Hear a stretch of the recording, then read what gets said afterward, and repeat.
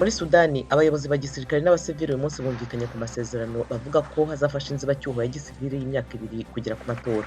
Igihugu cyibasiwe n'imyigaragambyo kuva habaye kudeta ya gisirikare mu mwaka ushize. Komite nyubahirizabikorwa ya ANC muri Afurika y'Epfo yateranye kugira ngo ifate icyemezo kuri Perezida Cyril Ramaphosa nyuma y'uko raporo yigenga yumvikanishije ko yaba yaritwaye nabi.